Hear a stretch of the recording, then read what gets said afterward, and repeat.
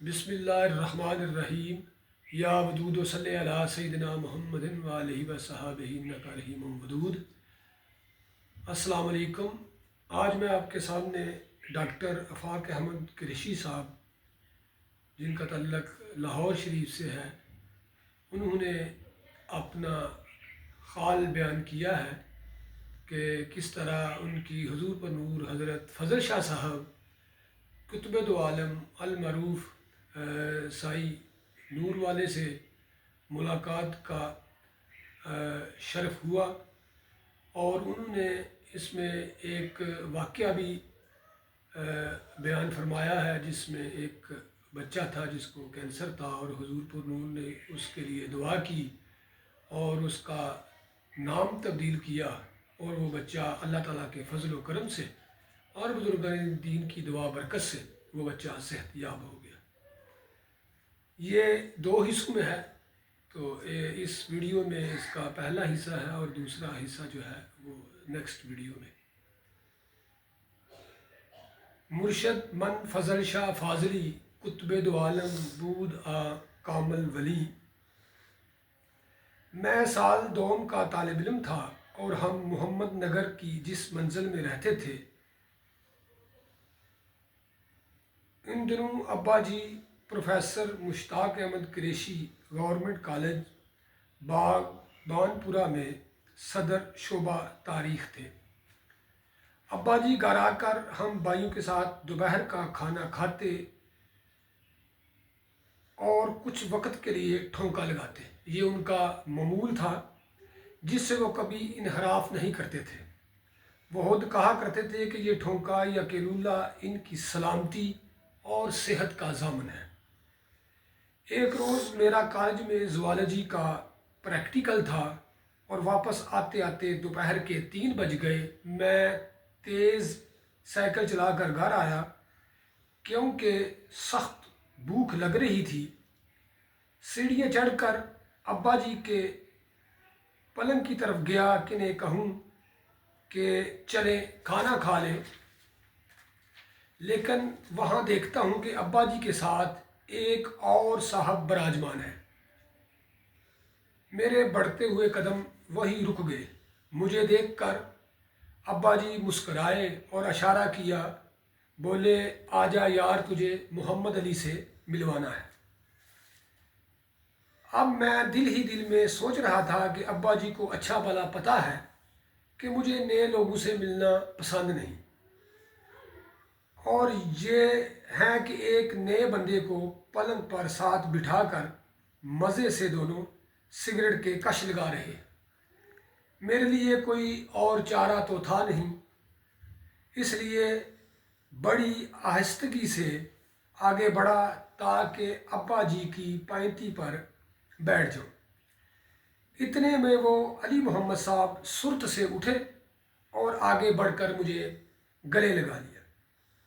इनके जिस्म से एक मसहूर कुन खुशबू आ रही थी जिसने मुझे बेहद मुतासर किया। वो मेरा हाथ पकड़कर अपने साथ ले गए और ख़ुद पैंती पर बैठ गए और मुझे अब्बा जी के साथ बिठा दिया। लो जी कुरैशी साहब, ये तो करम हो गया कि आफाक साहब भी तशरीफ़ ले आए। इन साहब से बुलंद आहंग में कहा कि मैं सोच में पड़ गया कि मेरा मिलना कब से करम होने लगा। अली मोहम्मद इतनी बेसाख्तगी से बोल रहे थे कि मुझे लगा कि हम एक नूर के हाले में सांस ले रहे हैं।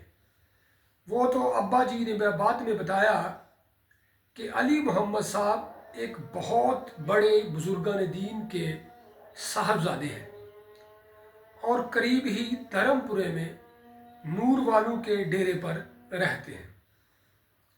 मुझे तैश आ गया कि अब्बा जी इतने काबिल और पढ़े लिखे होकर भी इस पीरा मरीदी के चक्कर में पड़ गए हैं।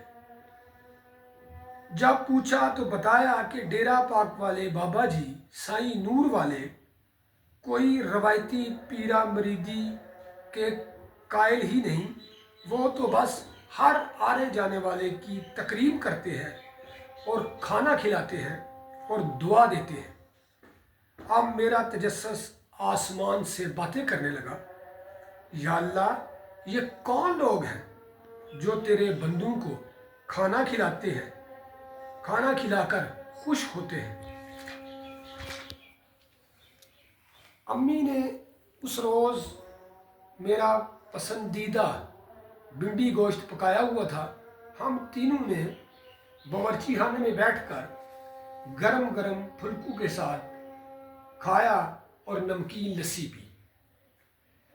نیند کی شدت سے میری آنکھیں بند ہو رہی تھیں اور جمائیاں آ رہی تھیں۔ مجھے پتا تھا کہ اب ابا جی کے ٹھونکے کا وقت ہے۔ علی محمد صاحب امی سے باتیں کر رہے تھے۔ ابا جی اٹھے تو ساتھ ہی وہ بھی کھڑے ہو گئے۔ اچھا امی جی، مجھے اجازت۔ آج شام تسی بھی قریشی صاحب دے نال ڈیرا پاک تے تشریف لے آونا۔ افاق صاحب بھی آ جاون تے بڑی برکت والی گل ہے۔ تواڈے لئی خاص حلیم تیار ہوئے گی تے نال گڑ والے چاول۔ وہ تو چلے گئے، لیکن میں سوچنے لگا کہ یہ میرا جانا کسی کے لیے باعث رحمت کب سے ہونے لگا۔ میں پہلی مرتبہ نور والوں کے ڈیرا پاک پر گیا تو بے شمار وساوس میں گرا تھا کہ اگر بابا جی نور والے نے نماز کے بارے میں پوچھ لیا تو کیا جواب دوں گا، وغیرہ وغیرہ۔ وہاں پہنچے تو ایک کھلا سا احاطہ تھا اور چند پختہ کمرے بنے ہوئے تھے۔ دروازے پر نہ کوئی دربان، نہ کوئی چلتے پھرتے خدام، نہ کوئی ہونہار کتے جو اکثر پیروں کے ہم سفر ہوتے ہیں۔ دروازے سے سارا ڈیرا پاک نظر آ رہا تھا۔ بالکل سامنے ایک لمبی سی نیچی میز تھی جس کے بائیں طرف لوگ کھانا کھانے میں مصروف تھے۔ سامنے بڑے سے چولہے پر بابا جی نور والے خود ہر آنے والے کو سالن ڈال کر دے رہے تھے۔ ابا جی نے اشارے سے بتایا کہ یہی علی محمد صاحب کے والد گرامی بابا جی فضل شاہ صاحب قطب دو عالم المعروف سائیں نور والے ہیں، اور ان کے عقیدت مندوں کی تعداد ہزاروں میں ہے۔ جو لوگ ادھر ادھر پھر رہے تھے ان میں اکثر باریش تھے۔ ابھی میں اسی جائزے میں مصروف تھا کہ بابا جی اٹھ کھڑے ہوئے اور بلند آواز سے گویا ہوئے، نور والے، نور والے، او آ گئیاں رحمتاں، او رحمتاں ہو گئیاں، نور والے، نور والے، آ جاؤ، لنگ آؤ، سالن بھی گرمے تے بابا جلال روٹیاں بھی لاندا پہ آئے۔ میں دنگ رہ گیا اور دماغ میں خیال آیا کہ یہ کس قسم کے پیر صاحب ہیں جو عام لوگوں سے گل مل کر رہتے ہیں۔ وہ باریش تھے اور گھنی داڑھی ان کے چہرے پر بہت جچ رہی تھی۔ سر پر ایک ادھوری سی پگڑی، ایک عام سے معمولی کپڑے کا سلوٹوں بڑا جبہ نچلے دڑ پر، ایک تہبند، چہرے پہ ایک زیر لب ملاکوتی مسکراہٹ۔ نہ کوئی اکڑی ہوئی گردن، نہ وہ غرور سے بھرے ہوئے جبہ و دستار، نہ عام لوگوں کو قابل نفرین سمجھنے والا رویہ، نہ کوئی پیروں کو بوسہ دینے کا سلسلہ۔ وہ تو سراپا پیار اور سراپا محبت اور نرم لہجے کے مالک نکلے۔ روایتی پیروں کے بارے میں میرے سارے خیالات کی نفی چند سیکنڈ میں ہو گئی۔ جن مہمانوں کو وہ نور والے کہہ کر پکار رہے تھے وہ 5-6 مزدور اور ہاکروب تھے جو اس علاقے کی ایک عمارت میں تعمیراتی کام کر رہے تھے۔ میں دم بہد کہ یہ اتنے بڑے بزرگان دین اور عام انسانوں کو اس قدر عزت دیتے ہیں، ان کی عزت نفس کو بڑھ کر سنبھال لیتے ہیں اور اس میں اضافہ کر دیتے ہیں۔ یا اللہ، یہ کون سا علم ہے؟ یہ کون سا مذہب ہے؟ یہ علم ہمارے ہاں تو کوئی نہیں سیکھتا اور سکھاتا۔ تو یہ تھے بابا جی فضل شاہ صاحب، قطب دو عالم، المعروف سائیں نور والے، اور یہ میرا ان سے پہلا تعارف تھا۔ ڈلتی گرمیوں کی وہ ملگجی شام اس روز رگو پہ اور دل و دماغ کے نہاہانوں میں اس طرح پیوست ہو گئی کہ باقی کی زندگی بابا جی نور والے کی تعلیمات اور حسن سلوک کے نور کو اپنانے میں صرف ہو گئی، اور مجھے اس پر ناز ہے۔ ان ایام میں میں مارکسزم کو بھی اپنا چکا تھا اور مغربی فلاسفروں سے بے حد متاثر تھا۔ دھیان ہر وقت والٹیر، روسو، ہمانوائل کانٹ، سپنوزا، شوپنہار، ہیگل، نتاشے وغیرہ کے اقوال اور خیالات میں مصروف رہتا تھا۔ اعلیٰ تعلیم یافتہ اور تنگ نظری سے کوسوں دور والدین کا یہ سب سے بڑا تحفہ ہوتا ہے جو وہ اپنے بچوں کی بالغ نظری میں حائل نہیں ہوتے۔ علی محمد صاحب ہمیں لے کر لنگر کے پاس چلے گئے اور وہاں بچھی ہوئی ایک چارپائی پہ تشریف رکھنے کو کہا۔ چارپائی پر ایک اجلی چادر بھی بچھی ہوئی تھی۔ میں نے ہلکا سا اصرار کیا، احتجاج کیا کہ ہم لوگ بھی وہاں لنگر پر بیٹھ جاتے ہیں، لیکن علی محمد صاحب نے اصرار کر کے ہمیں وہاں بٹھایا اور پلک جھپکتے ٹھنڈے پانی کا ایک صاف ستھرا جگ اور دھاتی گلاس لے آئے۔ خدمتگاروں کی طرح ایک جانب کھڑے ہو کر ہمیں پانی پلایا اور کہا، لنگر ہونی تناول کرو گے یا پہلا چاہ پیش کراں؟ پھر کہنے لگے، تسی بوٹ لا کے آرام نال منجی تے بیٹھ جاؤ۔ ہم دونوں چوکڑی مار کر چارپائی پر براجمان ہو گئے۔ اتنی ہی دیر میں ایک اور صاحب آئے اور وہ بھی چارپائی پر دوسری جانب بیٹھ گئے۔ علی محمد صاحب باغ پر کر ہر کام کر رہے تھے۔ تھوڑی دیر بعد وہ بسکٹوں کی ایک پلیٹ اور چائے کے برتن لے آئے اور وہ سب سلیقے کے ساتھ ہمارے سامنے پڑی میز پر رکھ دیا۔ اس کے بعد جو ہوا وہ میری سمجھ، عقل، علم، فلسفے سے بالا کا ایک عمل تھا، جس میں میں سوچ بھی نہیں سکتا تھا کہ علی محمد صاحب جھکے اور ہمارے جوتوں کو جاڑ کر سیدھا کر کے رکھ دیا۔ میں نے تو سنا تھا کہ پیروں کی اولاد شدید تکبر اور فرونیت کا شکار ہوتی ہے، اور یہاں یہ صاحبزادہ صاحب پھرکی کی طرح گھوم رہے ہیں۔ کسی کی کوئی بھی ضرورت نظر آتی وہاں پہنچ جاتے، پانی دے رہے ہیں، چائے پلا رہے ہیں، گرم گرم روٹیاں پیش کر رہے ہیں، اور اس طرح کہ کسی کے کھانے کا تسلسل نہ ٹوٹنے پائے۔